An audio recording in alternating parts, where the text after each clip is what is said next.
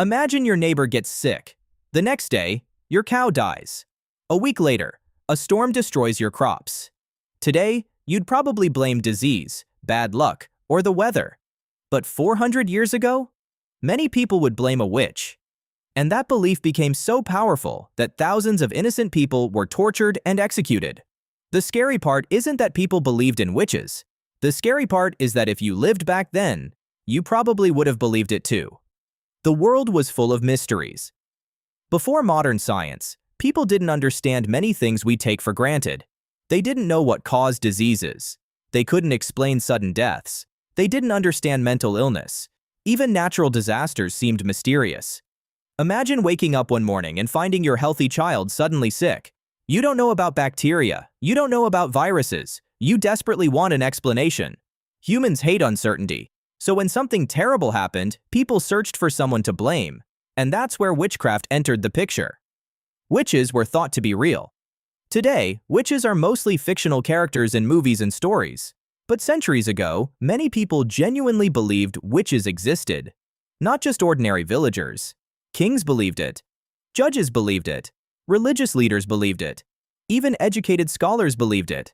People thought witches made deals with evil forces in exchange for supernatural powers. They believed witches could cause sickness, destroy crops, kill livestock, and bring disasters upon entire communities. To them, witchcraft wasn't fantasy. It was a real threat. Fear spreads faster than facts. Once people accepted that witches existed, every strange event became suspicious. If a farmer's crops failed while everyone else's survived, maybe a witch cursed him. If someone's cow suddenly died, maybe witchcraft was involved. If a child behaved strangely, maybe they were under a spell.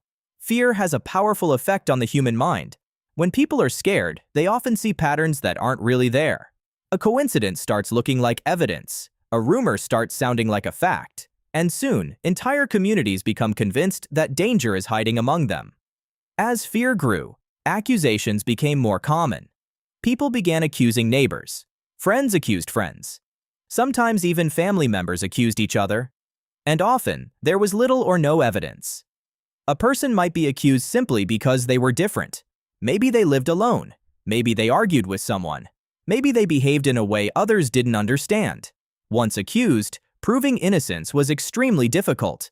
In many cases, the accusation itself was treated as proof, and that led to some of the darkest chapters in history. The Salem witch trials. One of the most famous examples happened in 1692 in a small community called Salem. Several young girls began behaving strangely and claimed they were being harmed by witches. Fear spread rapidly. Soon, accusations exploded throughout the town. Neighbors accused neighbors. Friends turned against each other. Dozens of people were arrested, many were imprisoned, and several innocent people were executed. What's shocking is how quickly panic overwhelmed reason. The entire community became trapped in a cycle of fear. The more accusations appeared, the more real the threat seemed. Why so many people believed? It's easy to look back and ask, how could they possibly believe this? But human psychology hasn't changed much. People still search for explanations when frightening things happen. People still spread rumors. People still follow what everyone else believes. When an entire society accepts an idea as true, questioning it becomes difficult. Back then, belief in witchcraft wasn't considered unusual. Doubting it was. And when fear combines with certainty, dangerous things can happen. The end of the witch hunts. Over time, science began providing better explanations for disease, weather, and human behavior. Evidence became more important than rumors. Courts became more skeptical of supernatural claims.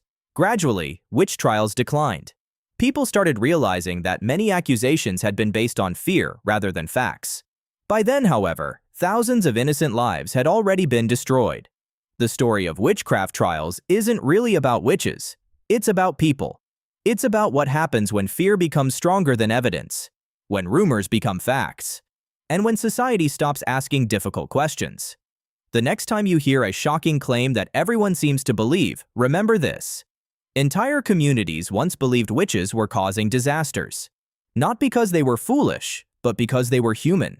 And that's what makes this story so unsettling.